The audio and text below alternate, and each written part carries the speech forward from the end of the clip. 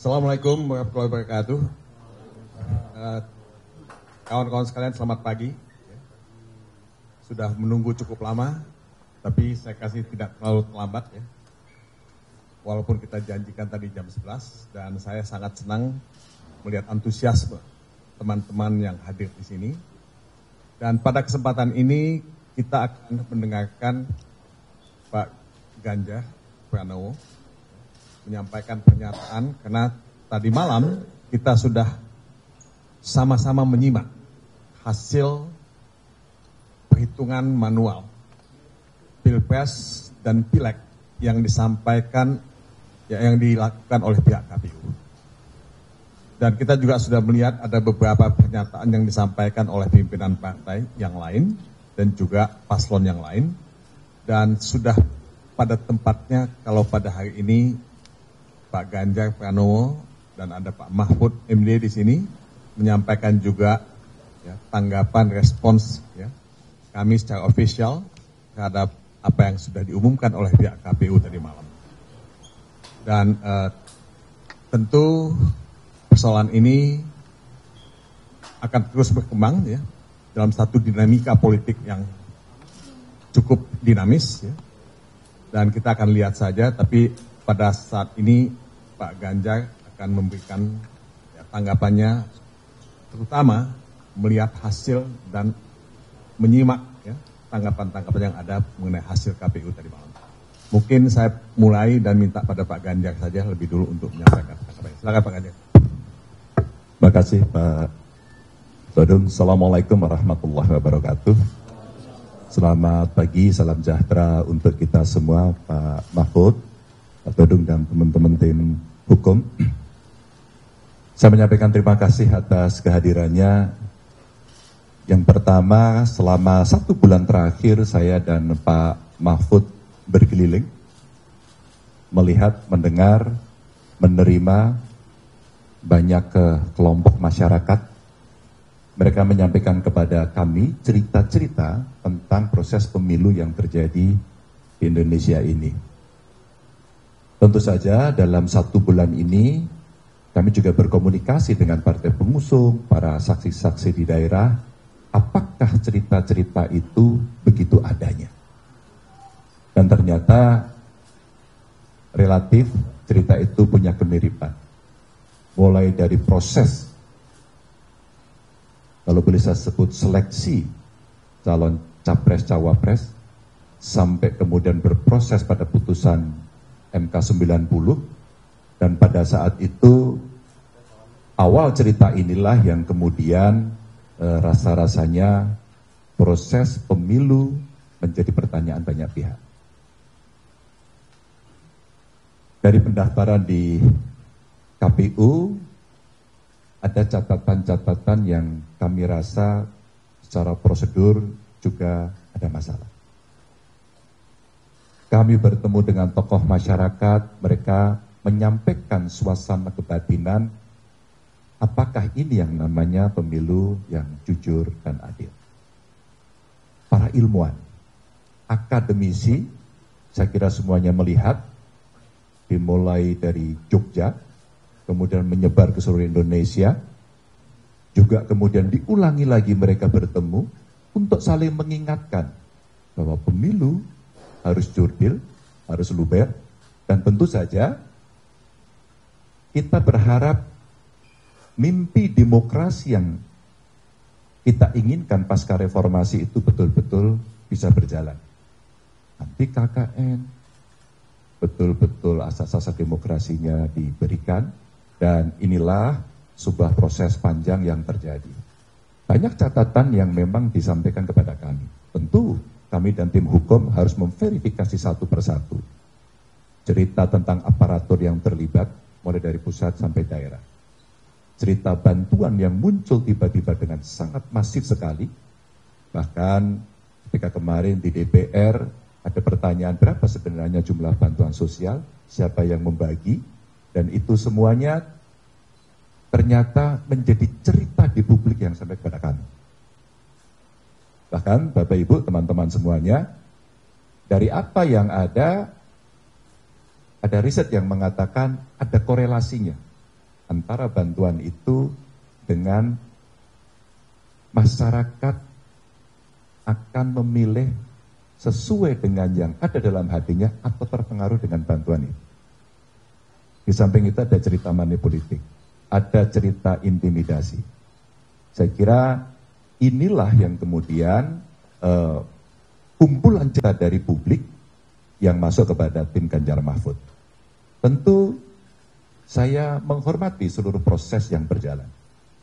Kami menyampaikan laporan-laporan kepada penyelenggara pemilu. Apakah itu KPU, apakah itu Bawaslu. Dan kita berharap memang Bawaslu akan merespon.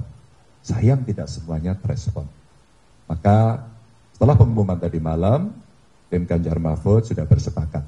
Kalaulah semuanya ini harus diluruskan agar demokrasi bisa berjalan dengan baik, maka benteng terakhirnya adalah Mahkamah Konstitusi. Dan kami sudah menyiapkan tim dari tim hukum untuk kita segera mendaftarkan apakah besok atau Sabtu untuk segera kita menyampaikan seluruh yang ada yang kami persiapkan untuk menjadi pertimbangan hakim konstitusi nantinya. Dan saya kira ini momentum yang sangat bagus kepada majelis hakim yang nanti ada di MK untuk menunjukkan kredibilitasnya. Setelah dulu ada putusan MK-MK, setelah juga kita melihat penyelenggara pemilu juga mendapatkan hukuman etik, maka tentu saja kita mesti mengembalikan kredibilitas demokrasi kita ini jauh lebih baik. Dan untuk itu tim akan segera mendaftarkan itu dan mudah-mudahan ini akan membuka tabir dan tentu saja harapan kita MK lah nanti yang akan mengadili ini dengan baik dan bisa mengembalikan marwah demokrasi kita agar sesuai dengan harapan dan aturan. Teman-teman, itu yang bisa saya sampaikan. Terima kasih. Assalamualaikum warahmatullahi wabarakatuh. Saudara-saudara sekalian, itulah pernyataan yang disampaikan oleh Pak Ganjar Pranowo, ya, mewakili paslon 03. Ya. Jadi prosesnya masih panjang. Ya. Pilpres, kalau hanya melihat hasil pengumuman KPU tadi malam, itu mungkin ada yang mengatakan selesai. Tapi itu belum selesai. Orang Barat bilang, it is over, but it is not over yet. Jadi masih ada jalan ke Mahkamah Konstitusi, dan kami dari tim hukum sudah siap, dan tadi dikatakan oleh Pak Ganjar, mungkin besok, mungkin Sabtu, akan mendaftarkan permohonan PHPU kami ke Mahkamah Konstitusi. Karena Mahkamah Konstitusi lah benteng terakhir, penjaga konstitusi, dan kita memang menuntut keadilan konstitusional ya, dalam proses ini. Saya tidak ingin menguraikan apapun ya dari apa yang akan kita ajukan dalam permohonan kami. Pada waktunya kami akan melakukan itu, tapi kesempatan Anda semua untuk mengajukan pertanyaan kepada Pak Ganjar, mungkin juga pada Pak Mahfud, dan kalau ada hal-hal yang teknis mungkin kami akan bisa memberikan jawaban. Nah, silakan kalau ada yang ingin mengajukan pertanyaan, tolong menyebutkan nama dan media mana. Sebelah sana, 1, 2, ada lagi yang lain? 3. Silakan Mas.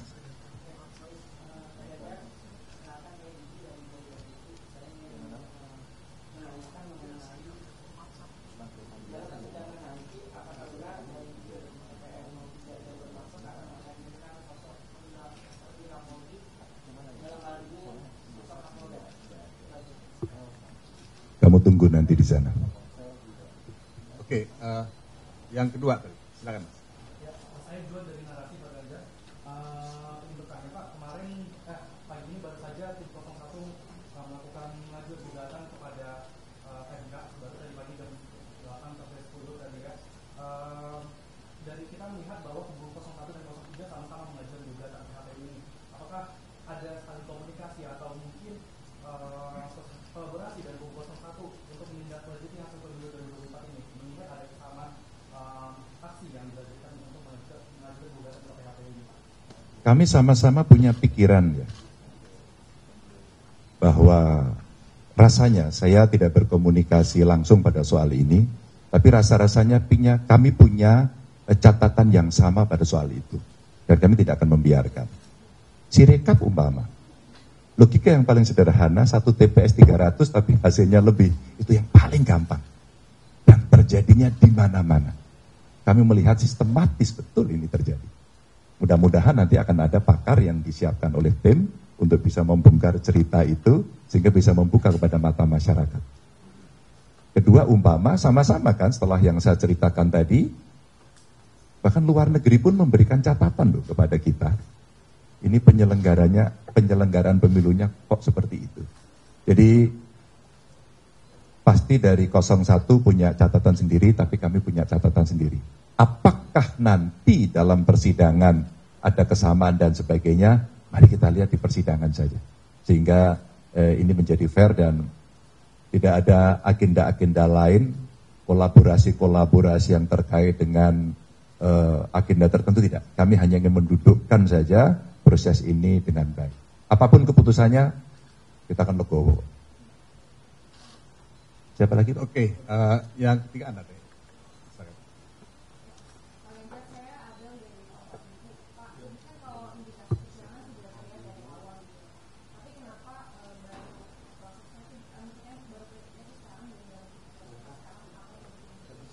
Ya harus sekarang kan, harus diputuskan dulu oleh KPU, setelah KPU baru ke MK. Kalau Kompas melihat, cerita ini saya kira dimuat di Kompas dan media yang lain juga sudah berkali-kali. Tapi ketika semua diam kan tidak berhenti. Kurang lebih kita punya 116, kurang lebih laporan ke Bawaslu yang berproses. Tapi ketika kemudian tidak ditindaklanjuti, satu-satunya lembaga yang kita harapkan bisa mengadili dengan fair, ya MK. Jadi bukan kenapa baru sekarang, karena memang waktunya baru boleh sekarang. Kalau kemarin, ya belum boleh. Gitu.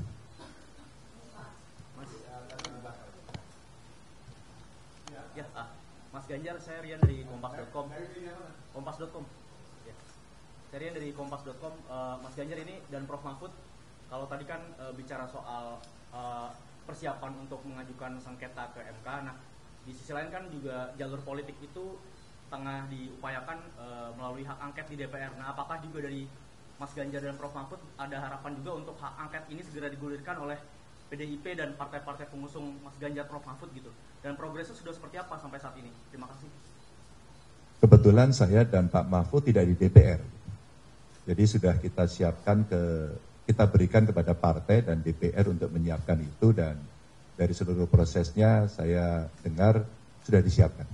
Jadi kami menyerahkan nanti kepada kawan-kawan yang ada di parlemen. Rasanya sudah siap mereka. Tinggal proses administratifnya.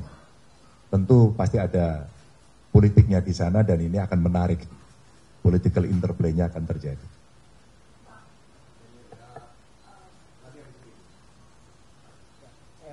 Mas Ganjar, Pak Mahfud, Pak Todung, terkait dengan komunikasi. Dari mana, Mas? Serio dari CNN TV, Pak. Terkait dengan komunikasi politik dengan para ketua umum partai, ini seperti apa terkait dengan kesepakatan untuk kemudian mengajukan ke Mahkamah Konstitusi dan juga salah satunya opsi tadi seperti yang ditanyakan teman Kompas.com untuk ke hak angket begitu, karena kalau kita lihat dari pihak misalkan ke 01 saja, ketua umumnya Nasdem ini sepertinya semalam sudah memberikan statement untuk memberikan selamat kepada pemenang pemilu dalam penetapan KPU semalam. Tapi dari Ibu Mega, Pak Mardiono dan dua partai lainnya komunikasinya seperti apa terkait dengan keputusan hari ini? Kalau keputusan hari ini kami sudah mengantisipasi lama dan kami berkomunikasi cukup intens. Jadi ini cerita soal proses lama, persiapan lama yang baru bisa diomongkan hari ini. Jadi kami komunikasi cukup intens terkait dengan itu. Soal partai lain mereka punya sikap sendiri-sendiri, ya kami sangat menghormati dan itu sah adanya. Maka setelah ini pun nanti kami akan berkomunikasi lagi kepada beliau-beliau. Rasanya ya fatsun politik itu mesti kita lakukan.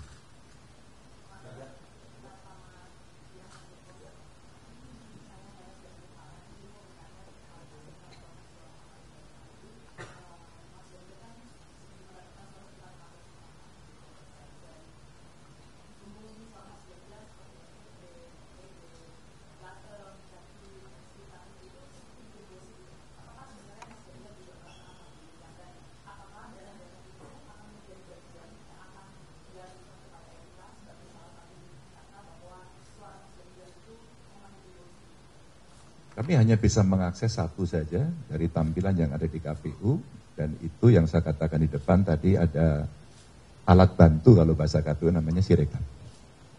Justru itulah yang kami kemudian bertanya. Gitu. Dari angka-angka yang berproses, dari Sirekap yang ada, sampai pada akhirnya sistem itu dihentikan gitu, itu menjadi pertanyaan kami. Jadi kami tidak bisa lagi kembali pada cerita gembos-menggembos, tapi cerita yang ada dari hasil yang ada inilah yang akan dijadikan bukti nanti dari kawan-kawan tim hukum, termasuk para ahli nanti akan menceritakan. Ya kemarin ada ahli, ibu-ibu menjelaskan dengan sangat bagus sekali, lalu sebelumnya juga sudah ada yang bercerita satu persatu, dulu servernya ada di mana, mulai tidak diakui, kemudian diakui gitu ya. Nah inilah bukti-bukti yang kami akan tunjukkan.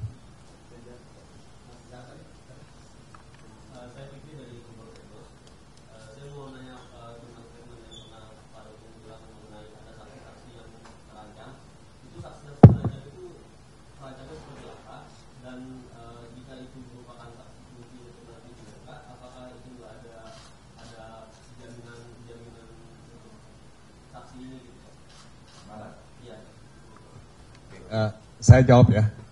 Memang kita melakukan ya kunjungan ke daerah untuk mendapatkan saksi-saksi fakta yang akan kita tampilkan pada sidang di MK nantinya. Dan cukup banyak sebetulnya yang mengetahui, mengalami, melihat ya, merasakan apa yang terjadi. Tadi Pak Ganjar bicara mengenai bansos misalnya, bicara mengenai intervensi kekuasaan. Nah mereka menceritakan dengan sangat jelas apa yang mereka lihat, apa yang mereka alami, apa yang mereka saksikan. Tapi ketika kita meminta mereka untuk menjadi saksi dan dibawa ke MK, tidak semuanya bersedia untuk menjadi saksi. Sebetulnya bukan karena tidak tahu keadaannya, tapi mereka merasa tidak nyaman dan tidak aman. Ya. Nah, apakah bentuk penekanan ya yang dilakukan terhadap mereka itu oleh pihak lokal atau pihak lain? Ya? Ini tentu ya bisa saja terjadi. Tapi yang saya mau katakan adalah bahwa selama saksi itu tidak memiliki kebebasan untuk menyatakan sesuatu, kita sudah melakukan pelanggaran hak-hak ya asasi dari saksi yang harusnya bersaksi. Karena itu merupakan bagian dari kewajiban dia untuk menjelaskan kebenaran ya, yang kita cari bersama-sama. Saya tidak ingin menyebutkan jumlahnya, ya, berapa banyak, tapi cukup banyak, baik itu di Jogja, baik itu di Jawa Timur, baik itu di Bali maupun di Sumatera Utara, kita melihat ya mereka tidak semuanya nyaman. Tapi alhamdulillah kita bisa mendapatkan cukup banyak saksi dan nanti tergantung kepada pihak MK untuk menampilkan mereka, ya, menerima mereka. Tapi kalaupun tidak semua bisa ditampilkan, kami sudah punya pernyataan tertulis, ya, affidavit dari mereka yang akan bisa kita sertakan dalam persidangan di MK nanti. Ya mungkin itu. Yang ini dulu.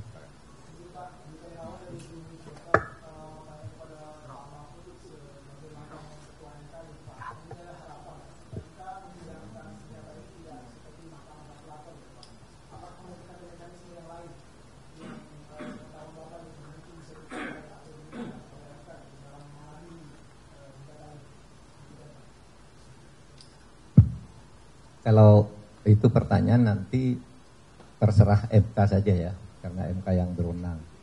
Tetapi di dalam pengalaman kita sudah berkali-kali menjadikan MK itu bukan lagi mahkamah kalkulator. Saya kira putusan tahun 2008 yang pertama itu adalah satu contoh bahwa MK itu bukan mahkamah kalkulator dan seterusnya dipakai sampai sekarang. Sampai istilah TSM itu sendiri masuk di dalam hukum kita. Sebelum itu tidak ada. Artinya MK itu bukan sekedar mahkamah kalkulator. Tinggal nanti kreativitas hakim MK. Saudara, soal gugatan itu sebenarnya begini. Kita ini melakukan reformasi karena ingin membangun negara ini sebagai negara demokrasi dan negara hukum. Demokrasi dan nomokrasi. Perjalanan pertama sampai belasan tahun itu bagus. Demokrasi dan hukum kita lumayan lah bagus. Paling tidak dari sudut institusionalisasi.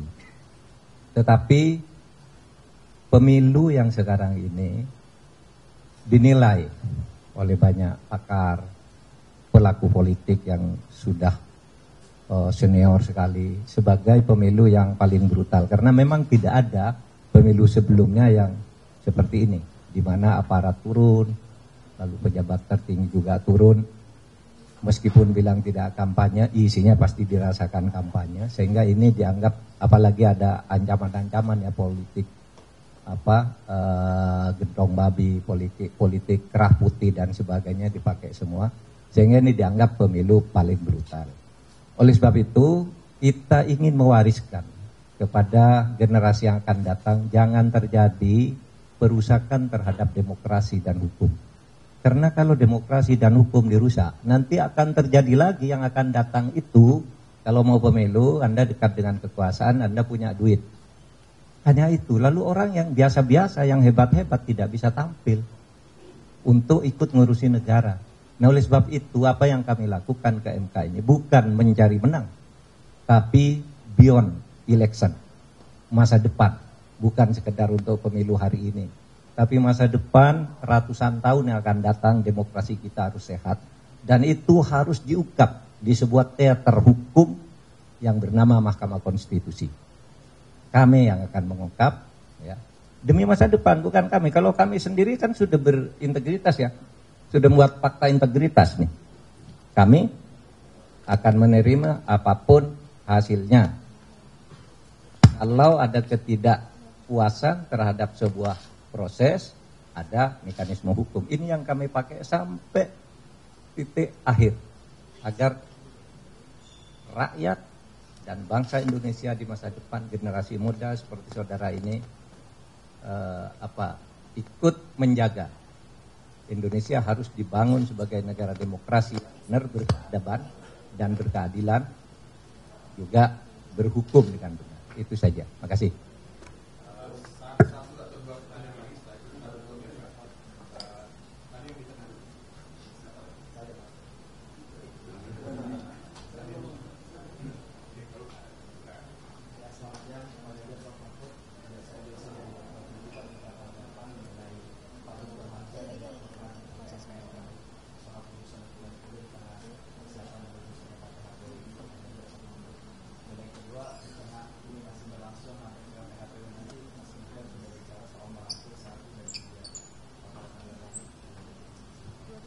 Kalau siapa melaporkan apa, biarkan itu berproses sendiri begitu ya. Kalau soal rangkul-rangkulan, kita ini berteman semuanya. Toh para kandidat ini anak-anak bangsa begitu ya. Kalau ibarat sebuah pertandingan itu ada saat mulai, ada saat akhir. Tentu apapun nanti keputusan sebagai sebuah upaya tertinggi yang bisa kita lakukan dan kita putus, mari kita berpikir soal bangsa dan negara ini. Mari kita berpikir nasib rakyat. Mari kita berpikir bahwa ekonomi ke depan menghadapi tantangan yang berat. Berberita yang disiarkan kawan-kawan hari ini mulai Selandia Baru krisis. Jadi artinya kita juga mesti siap-siap ya. Bencana ada di banyak tempat, kita mesti merespon. Jangan kita terlena hanya urusan ini gitu. Jadi soal rangkul-merangkul, kita pasti harus menjadi kekuatan anak bangsa untuk membangun negeri ini dimanapun berada. Pasti kami akan bisa berkomunikasi. Kita kenal semua kok ya Prof ya. Teman baik, teman lama. Terakhir kalau ada, cukup?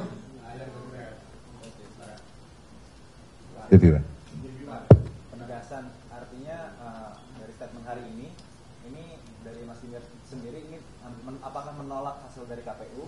Terus kalau hak angket ini digulirkan, sikap partai Mas Ganjar apakah akan tetap mendukung pemerintah atau hak angket ini hal yang berbeda?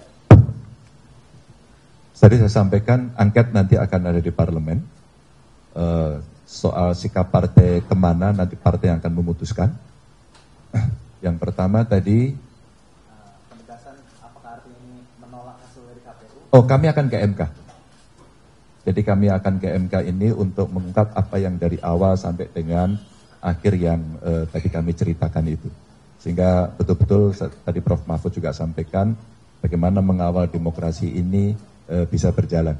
Karena hanya lembaga ini yang bisa mengadili dari seluruh apa yang ada. Sehingga harapan kita hasil itu pasti sebelumnya ada proses. Maka inilah yang harus dibuka semuanya. Teman-teman terima kasih semuanya, para pendukung terima kasih, jaga bangsa dan negara kita, jaga demokrasi kita. Wassalamualaikum warahmatullahi wabarakatuh. Saudara-saudara sekalian, terima kasih untuk kehadirannya. Ya. Tadi Pak Ganjar sudah mengatakan bahwa demokrasi yang kita hadapi sekarang ini adalah demokrasi yang menurut banyak penilaian, termasuk dari luar negeri, juga dianggap bermasalah.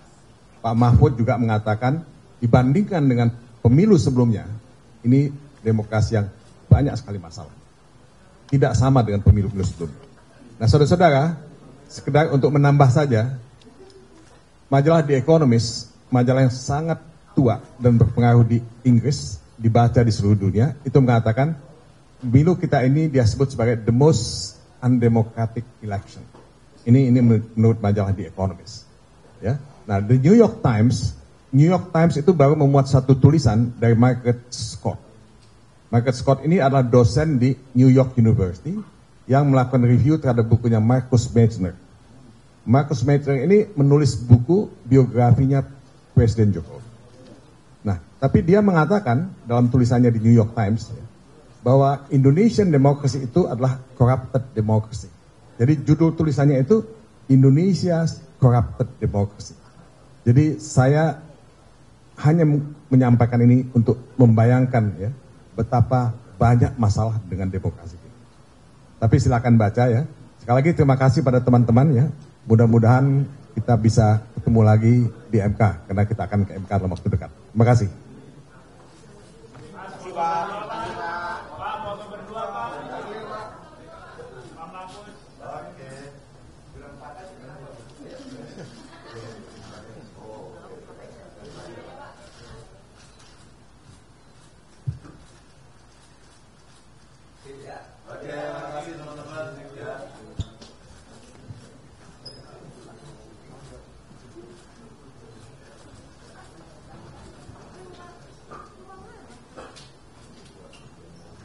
Mahfud, nanti datang ke MK nggak Pak?